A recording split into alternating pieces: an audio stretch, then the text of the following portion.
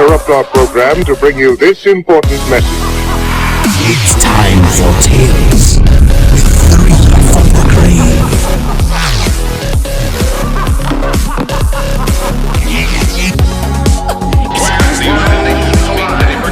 Something evil's lurking in the dark. I tell you, gentlemen, science has agreed that unless something is done about that wicked thing, man has the dominant stage of life on Earth. But don't take the sound before you make it. And you start to bleed. And so it looks you right between your eyes. You're paralyzed. I could get this day. Every device of military science, every detective weapon, radar, And no one's gonna save you from the beat of guns like you know it's dead. Your body falling out inside out.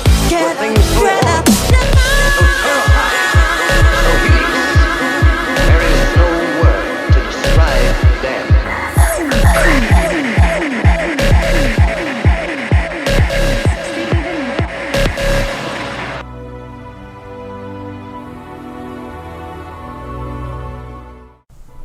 Welcome back, friends, to 3 from the Grave. I'm Ben.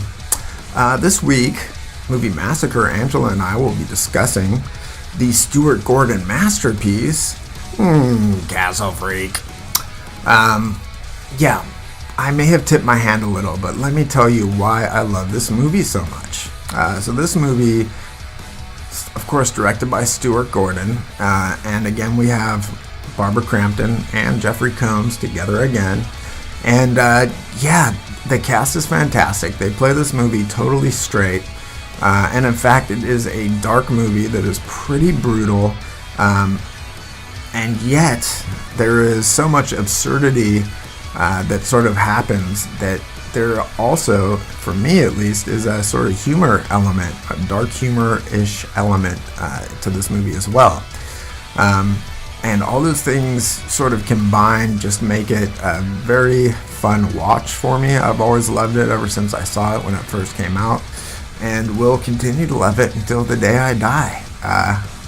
It's Castle Freak, man. It's a movie about a freak in a castle. What more do you want?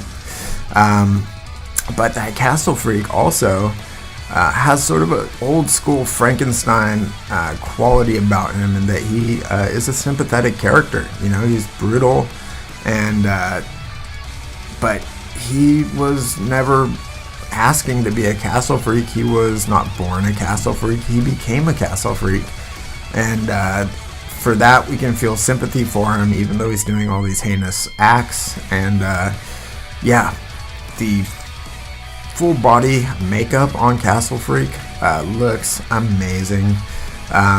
All the practical effects look great. All the photography looks great. The location inside the castle, very atmospheric. It's awesome. And yeah, all around just a fantastic movie. I highly recommend you see it if you haven't yet. My opinion, the finest full moon movie that's ever been made. So there you go.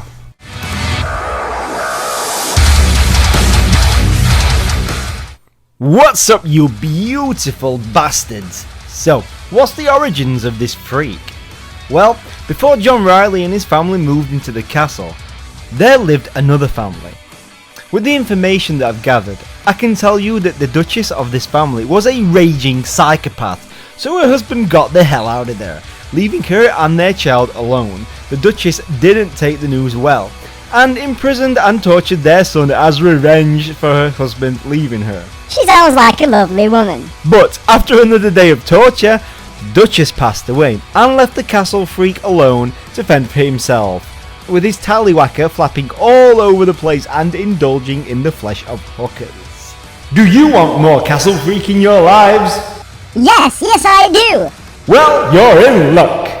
Here's Morbid Heart Designs with the movie's facts. Hello everyone, Angela of Morbid Heart Designs, and I have the fact on Castle Freak for you. If you are interested in my personal thoughts, I did review this movie on my own channel last year, so please go check it out. The first fact we're going to talk about today is that this movie was inspired by a fictional movie poster that Charles Band had made depicting a freak inside of the castle. There was actually no story to go with it. Stuart Gordon saw the poster and felt inspired and got permission, as long as there was a freak and a castle, to do whatever he wanted with the title. This movie is also lightly based off of an H.P. Lovecraft short story called The Outsider.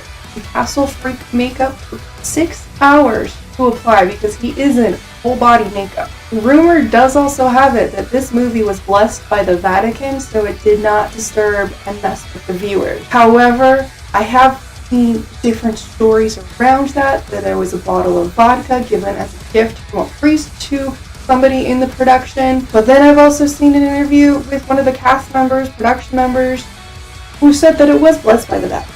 So who really knows? Could be one of those glorious horror movie Hollywood telltales.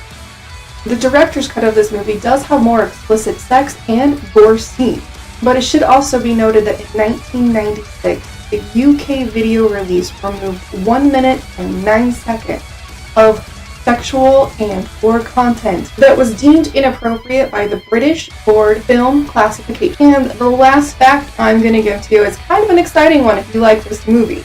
In 2018, they announced there would be a remake of this movie.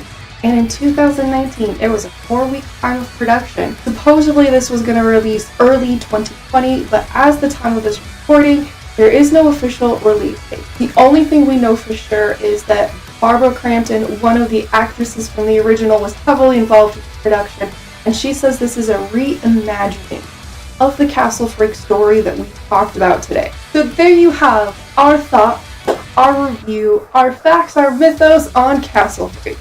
We greatly appreciate you watching this video as far as you have. Remember to like and subscribe if you haven't already. And from our dark hearts to yours, have a wonderful day, and please don't die before our next video.